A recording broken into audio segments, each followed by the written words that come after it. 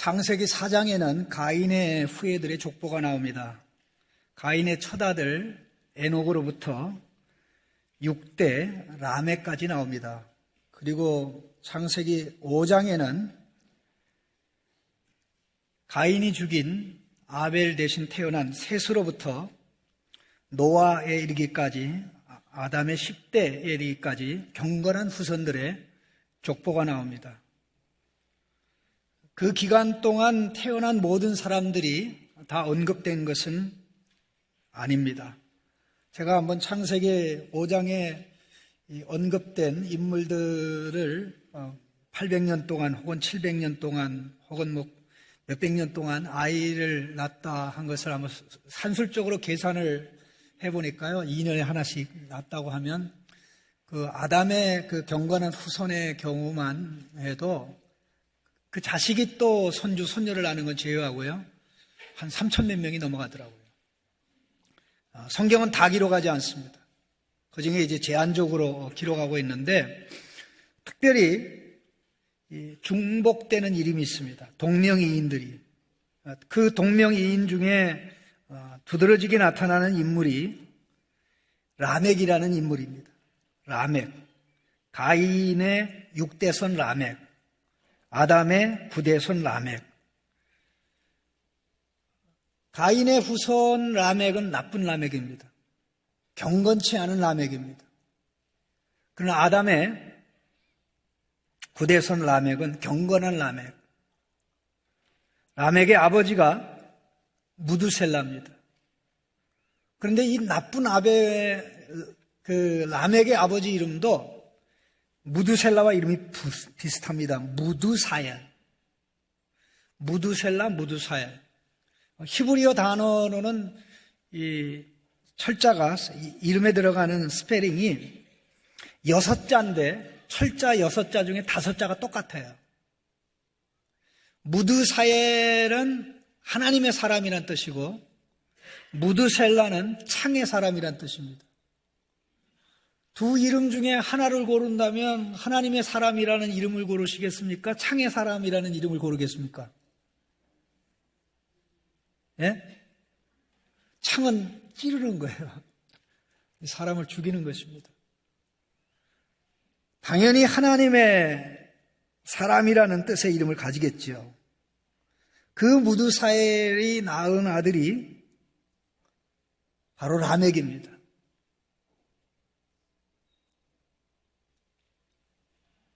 그 라멕 때에 엄청난 기술이 발달했습니다. 목축업이 발달하고 예술, 음악이 발달하고 더 나아가서 원시, 기계 문명이 발달했습니다. 어떻게 보면 가인의 후예들은 라멕에게 와서 엄청난 번영과 성공, 또 사회적 인류 문명사에 기여한 것으로 생각할 수 있습니다. 그러나 아담의 경건한 후예들은 문명과 관련된 언급은 전혀 있지 않고, 그들이 하나님과 관련해서 어떠한 삶을 살았는지, 가인의 후예들은 세상 것, 세상의 것들 중심으로 살아갔지만 아담의 새로운 계열, 셋으로부터 시작된 경건한 라인은 여호와 하나님의 이름을 부르면서 살아간 모습만을 기록하고 있습니다. 그래서 가인의 후예들의 삶 속에는 하나님이 안 계십니다.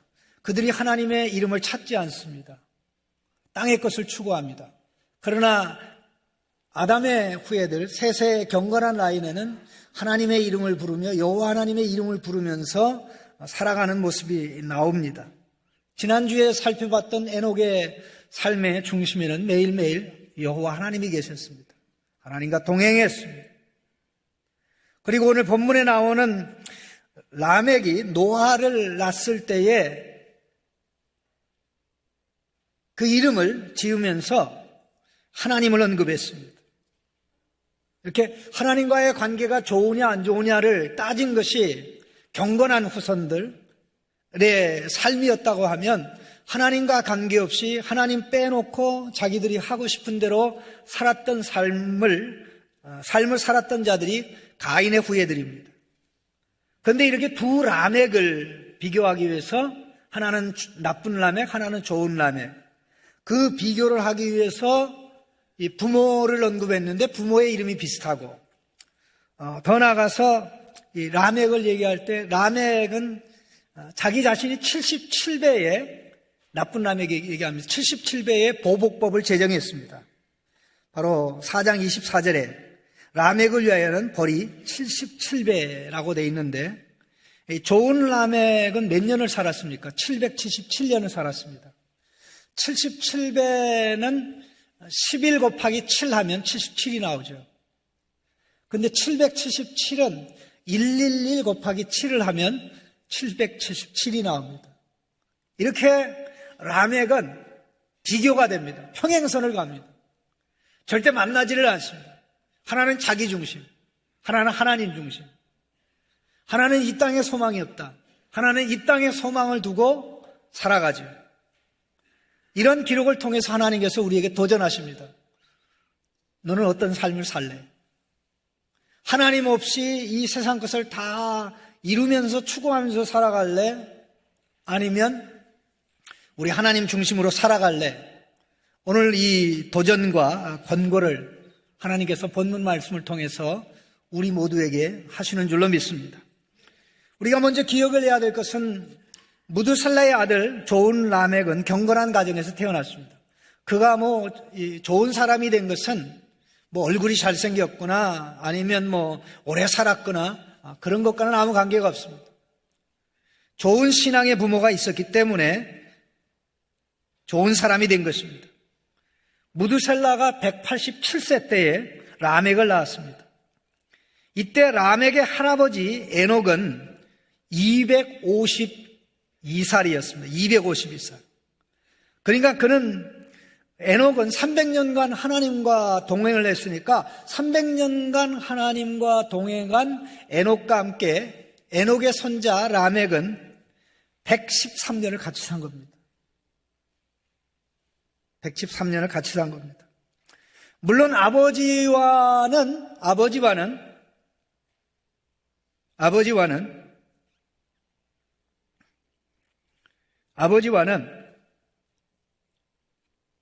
777년을 살았습니다. 근데 참 안타까운 것이 이 라멕이 아버지는 가장 오래 살았습니다. 969년. 근데 본인은 777년을 살았으니까 아버지보다 몇 년을 더 못 산 겁니까? 192년을 더 짧게 살았습니다. 이건 수치를 계산해 보면 라멕은 아버지보다 5년 먼저 죽었습니다. 5년 먼저 죽었는데도 192년을 짧게 산 거예요. 에녹이 아주 가장 짧게 살았던 두 번째 짧게 산 사람이 라멕입니다.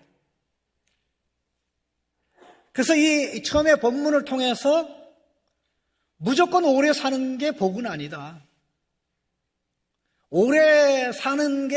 무조건 오래오래 사는 게 복은 아니다.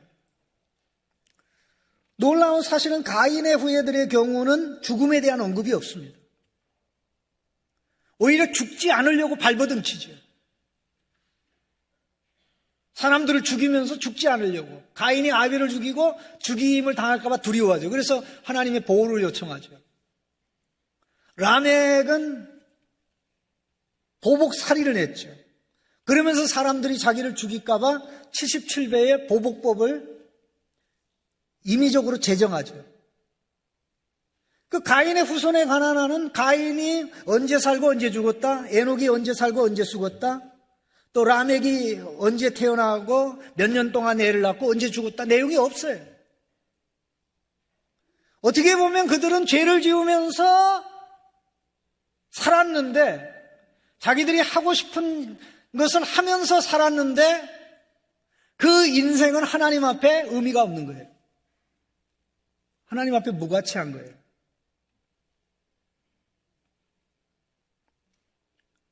어떤 삶에 하나님이 관심이 있겠습니까? 경건한 가정에 태어난 경건한 라멕은 불경건한 라멕이 살아간 삶과는 정반대의 삶을 살았습니다. 이 둘을 비교하기 위해서 같은 이름, 비슷한 이름을 가진 아버지, 또 비슷한 숫자 77, 777 뿐만 아니라 거기 하나가 더 있는데요. 가인의 후예 중에는 람에게 말만 창세기 4장 23절, 24절에 기록되어 있고요. 또 셋 계열에는, 경건한 계열에는 노아를 낳은 람에게 말만 29절에 기록되어 있습니다.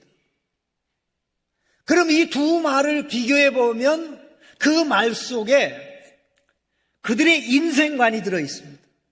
그들의 가치관이 들어 있습니다. 이 두 말을 비교하면 정반대입니다. 나쁜 람에게 아내들에게 한 말을 주목해 보십시다. 23절, 4장 23절입니다. 아다와 실라야, 내 목소리를 들으라. 람에게 아내들이여, 내 말을 들으라. 두 번에 걸쳐서 반복적으로 말을 들으라. 꼭 기억하라는 것입니다. 중요한 이야기라는 것입니다. 라멕은 일부 일처제를 버리고 일부 다처를 택한 최초의 인물이었습니다. 아내들에게 하는 말입니다. 나의 상처로 말미암아 내가 사람을 죽였고 나의 상함으로 말미암아 소년을 죽였도다. 사람을 죽였대요. 근데 그가 죽인 사람은 라멕에게 상처를 준 사람이었습니다.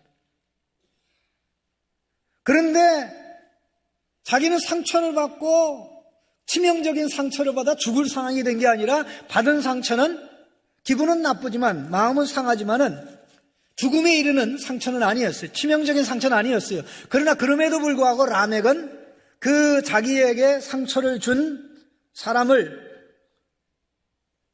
죽였는데 그 죽임을 당한 사람이 소년이에요. 젊은이란 뜻입니다. 이게 말이 됩니까? 자랑하는 것입니다. 인류 역사의 기록으로 남겨둔 것입니다. 대를 이어서 이 소식이 전해져서 몇천 년이 지난 다음에 성경의 기록의 일부분이 되어 이것이 하나님이 우리에게 들려주는 말씀입니다.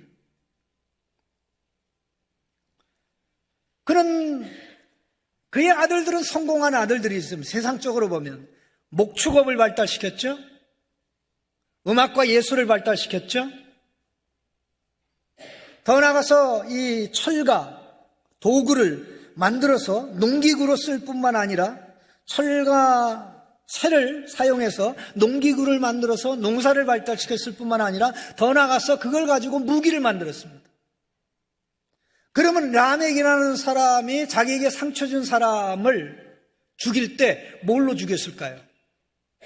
자기 아들 두발가인이 만들어서 아버지한테 선물한 살인 도구, 무기를 가지고 원시적인 무기지요. 이 사람을 죽인 겁니다. 이게 라멕의 인생입니다. 이 말 속에는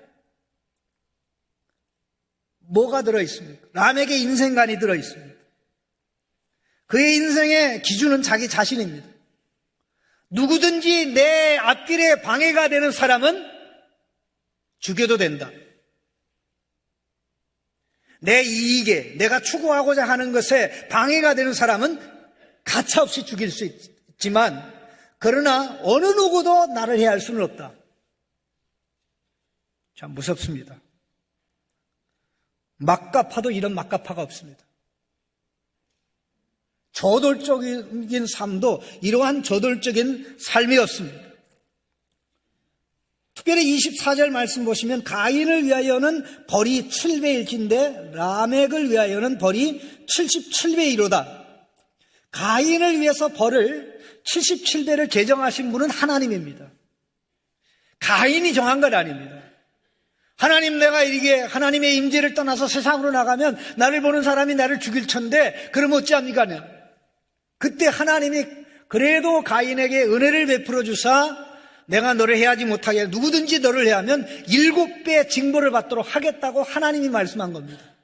그런데 지금 라멕은 이 자기를 해하는 자는 7배가 아니라 77배의 벌이 있을 것이다 라고 한 것을 보면 여기서 라멕은 누굽니까? 하나님입니다. 자칭 하나님이에요. 하나님의 자리에 앉아서 지가 그 역할을 하고 있는 것입니다. 그의 인생은 자기 중심이었고 그의 소망은 땅에 있었습니다. 람에게 자식들만큼 인류 문명사에 기여한 인물들이 없을지도 모르는 목축업, 예술, 음악, 기계문명, 원시기계문명.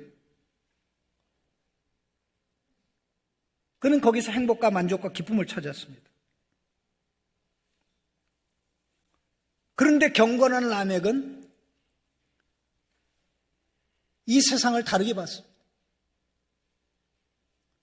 나쁜 라멕은 마음대로 내 중심대로 살면 그게 행복이야. 내가 하고자 하는 것을 하면 돼. 누구든지 내가 살아가는 삶에 방해가 되면 나는 제거할 거야. 이런 상황에 경건한 라멕은 하나님과 동행하는 에녹을 보면서 또 무드셀라를 보면서 이 세상에는 소망이 없어요. 이 세상에는 행복이 없습니다. 이 세상에는 안식이 없다라고 고백을 하게 됩니다. 라멕이 182세에 아들을 낳았습니다. 28절에. 그 아들의 이름이 노아입니다. 노아. 히브리 말로 노아. 안식이란 뜻입니다. 자기가 182년이라는 인생을 살아보니까 인생의 삶이 허무하다는 것입니다. 안식이 없고 평안이 없고 기쁨이 없고 의미가 없다는 것입니다. 왜 그랬을까요?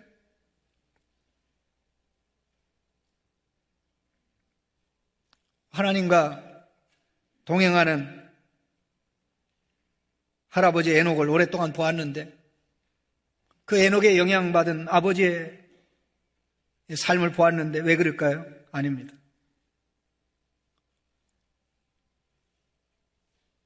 라멕은 세상을 볼 때 하나님이 저주한 세상으로 보았습니다. 하나님의 저주 아래 있는 세상으로 보았습니다. 하나님의 저주 아래에 있기 때문에 하나님의 저주가 이 땅에 머물러 있는 동안에는 그 어디에도 안식과 평안이 있을 수 없다는 것입니다. 특별히 29절 말씀에 등장하는 내용이 여호와께서 땅을 저주하셨으므로 수고롭게 일하는 우리를 이라는 말씀이랍니다. 이게 어디서부터 출발하는 것입니까? 바로 이 말씀은요, 하나님께서 아담이 죄를 지을 때 아담에게 선언한 저주의 내용입니다. 창세기 3장 17절 말씀에 하나님이 말씀합니다. 아담에게 이르시되 내가 내 아내의 말을 듣고 내가 내게 먹지 말라 한 나무의 열매를 먹었은즉 땅은 너로 말미암아 저주를 받고 너는 내 평생에 수고하여야 그 소산을 먹으리라. 18절에 땅이 내게 가시덤물과 엉겅퀴를 낼 것이라 내가 먹을 것은 밭의 채소인즉 이렇게 나갑니다. 아담의 죄로 인해서 하나님이 땅을 저주하셨습니다. 그런데 이 땅이 가시와 엉겅퀴를 내요. 땅에 지력이 있는데 지력이 효과를 발휘하지 못해서 피땀 흘려 일하고 농사 짓고 수고해도 소동은 쥐꼬리만 하도 안 돼요. 그래서 죽을 때까지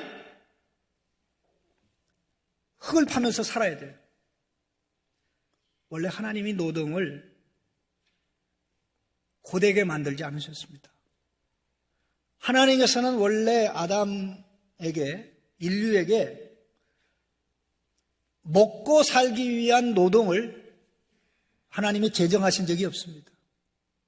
하나님께서 주신 노동은 즐김 자체였습니다. 기여 자체였습니다.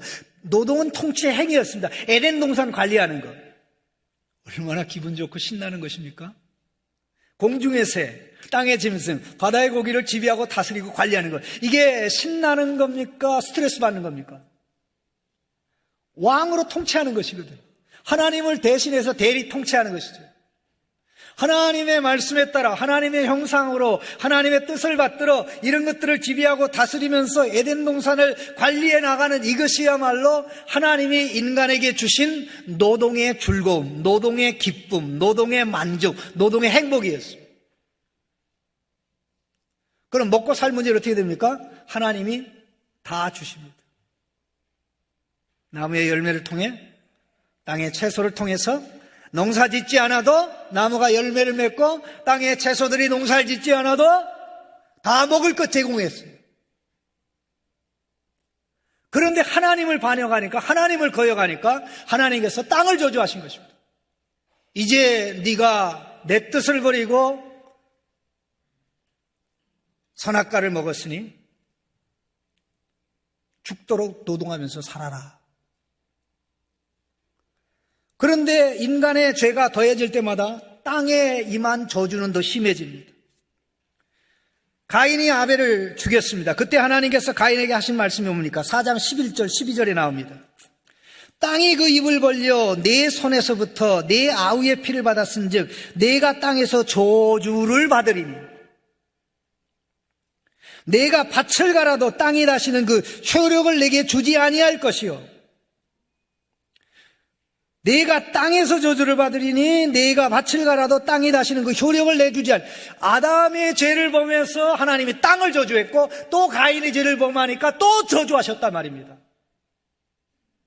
그리고 가인의 후예들이 죄를 계속해서 범하면서 하나님께서 이 땅의 행복의 거처로 삼으신 땅이 저주를 받고 저주의 대상이 돼서 땅이 가시와 엉겅퀴를 내는, 아무리 농사기구를 발전시키고 또 씨앗을 개량하고 또 수고를 많이 해서 그렇게 해도 그 결과는 고통과 아픔이었습니다.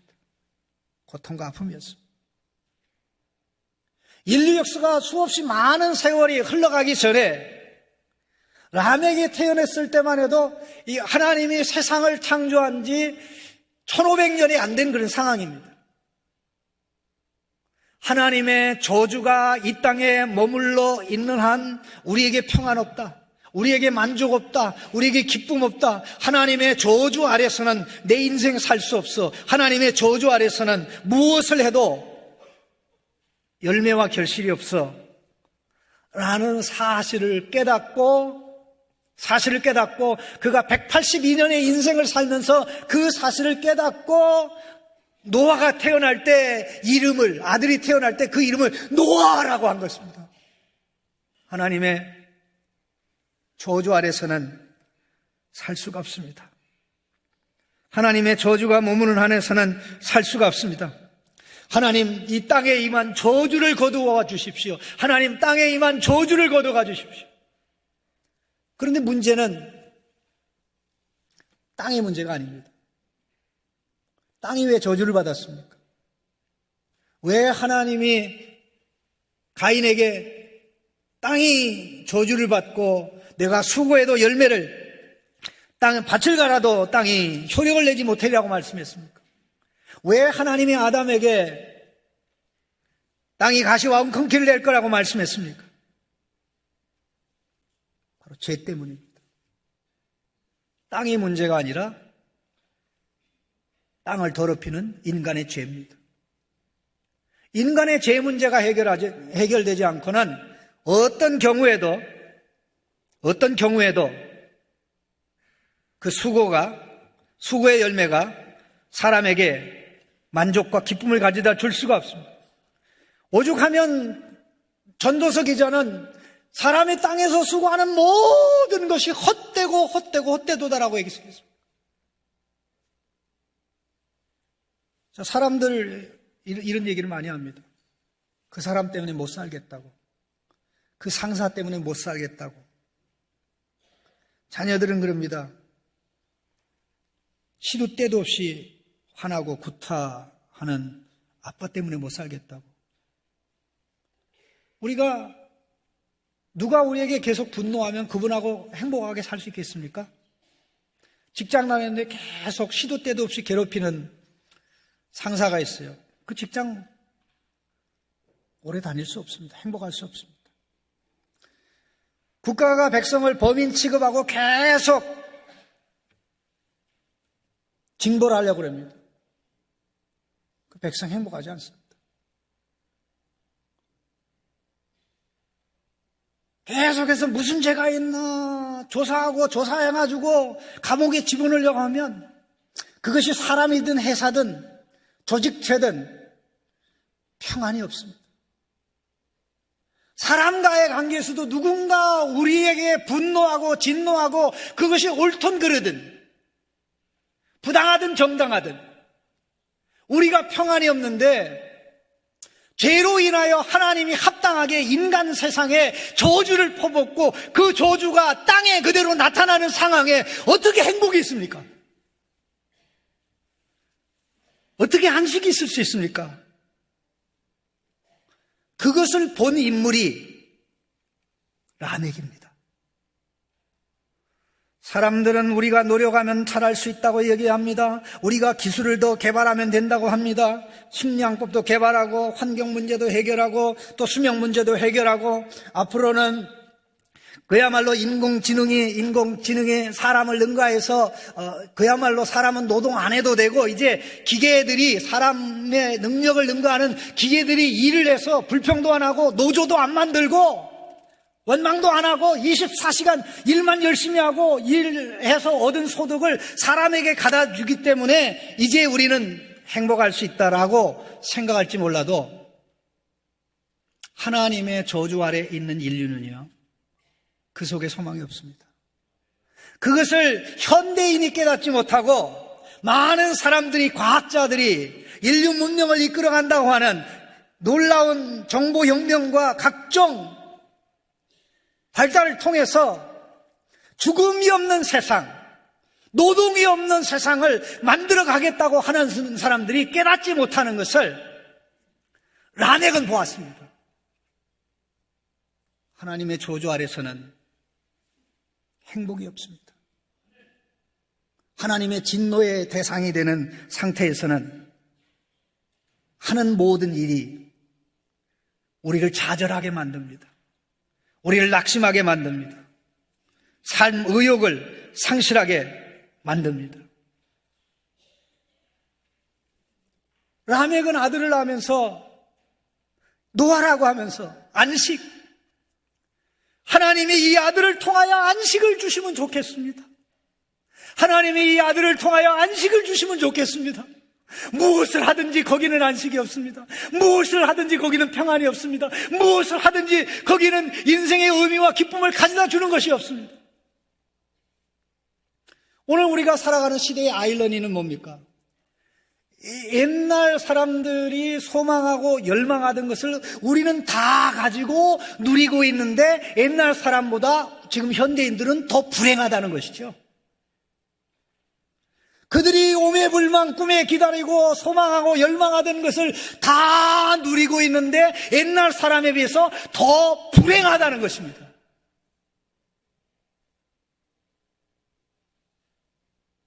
예, 더 불행합니다. 행복을 추구하면 추구하는 사람일수록 더 행복에서부터 멀어집니다. 행복을 추구하면 추구할수록 더 불행해져요. 왜? 나보다 행복한 사람과 나를 비교하면 나는 뭐야 하기 때문에 거기서 문제가 생겨요. 비교하니까 자괴감이 들고 그 자괴감을 극복하려니까 무리수를 행하고 그러다 보니까 범법도 행하게 되고 잘못된 길로 가게 되고 그러다 보니까 일이 꼬이고 그래서 최근에 비로소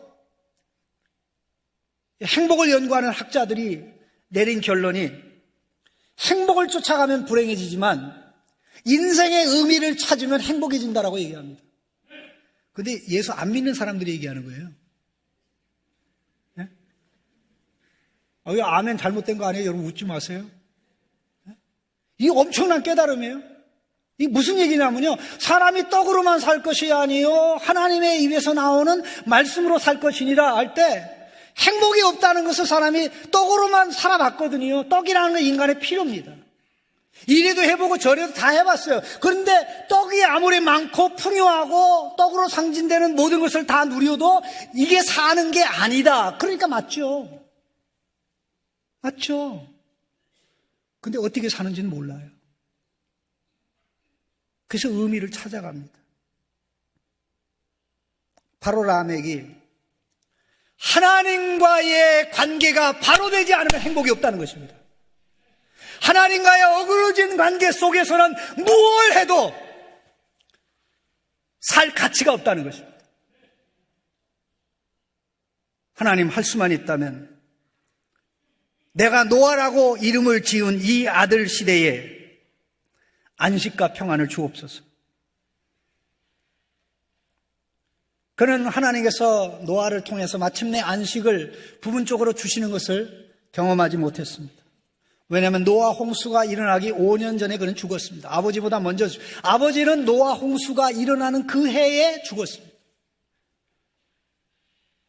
그러나 라멕이 기대했던 것은 죄로 말미암아 수없이 많은 사람들이 망하는 것이 아니었습니다. 그런데 실제적으로 일어난 것은 노아 홍수를 통해서 일어난 것은 죄악에 빠진 땅을 더럽히는 인류를 하나님이 다 쓸어버린 거죠. 그리고 8명만 구원받았어요. 그래서 노아의 가족을 통해 새롭게 시작하죠. 그래서 그가 꿈꾸던 세상은 노아 때 오지 않았다는 것입니다. 그럼 그가 꿈꾸던 안식과 평안은 언제 누가 우리에게 가져왔습니까? 예수 그리스도가 십자가의 죽으심과 부활을 통해서 우리에게 마침내 가져오셨습니다. 예수님이 우리를 초대하십니다. 수고하고 무거운 짐진 자들아 다 내게 오라. 하나님께서 우리를 그의 안식에 초대합니다. 하나님의 안식에 들어가는 자는 하나님이 6일 동안 창조하고 안식에 들어가 쉬시는 것처럼 그 안식에서 쉰다고 하였습니다. 그 안식을 맛보기에 또 맛보기 위해서 그 안식의 소중함을 알기에 우리는 다른 일을 다 제쳐놓고 주일이면 교회에 와서 예배 드리는 것입니다. 사랑하는 성도 여러분, 예수님 안에만 안식과 평안이 있습니다. 예수님 안에만 안식과 평안이 있는 것은 예수님 안에서만 저주와 진노가, 하나님의 저주와 진노가 다 제거되고 하나님의 사랑과 하나님의 인정과 하나님의 품어주심과 하나님이 보호해 주시는 것이 예수 안에서만 있기 때문에 그렇습니다. 예수 믿는데도 허무함을 느끼십니까? 참으로 진짜 예수님 안에 들어오시기를 우리 하나님이 원하십니다. 예수님 안에 들어와서 예수님이 사신 하나님의 아들의, 하나님의 딸의 인생을 우리가 살아갈 때 우리는 작은 안식을 또 작은 평안을 누리면서 하나님과의 연결되어 있는 삶에 행복이 있구나. 하나님의 아들로 살아가는 삶에 만족과 기쁨이 있구나. 내가 대단한 것을 이루지 않아도 하나님과 동행하는 에녹에게 만족과 기쁨이 있어 인생의 말년에 영광 중에 들려 올라가듯이 만일 돈을 많이 벌어서 뻐김으로 안식과 평안과 인생의 의미를 찾으려고 한다면 지금 내려놓으시기 바랍니다. 인류 문명이 심오하게 발달하기 전에 라멕은 그것을 깨닫고 의식하고 하나님이여 저주를 제거해 주십시오. 하나님이여 저주를 제거해 주십시오. 진노를 제거해 주십시오. 이 진노의 분위기 아래서는 진노가 위에서 누르고 아래서 밀어올릴 때 살아갈 수가 없습니다. 오늘 예수 안에 있는 우리는 그래서 행복한 겁니다. 하나님의 진노 대신 사랑 아래 그 사랑과 만족을 느끼면서 안식과 평안한 가운데 살아가는 인생이야말로 의미 있고 가치 있고 복된 인생이기 때문에 그렇습니다. 다시 한번 우리의 삶을 결심하면서 2019년에는 그리스도 예수 안에서 하나님이 주시는 안식과 평안과 의미를 누리는 삶이 되시기를 주님의 이름으로 축원합니다. 하나님 아버지 감사합니다.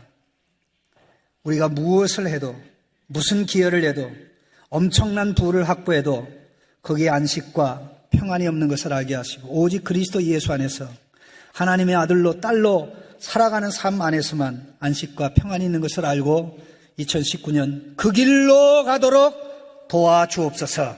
예수님의 이름으로 기도하옵나이다.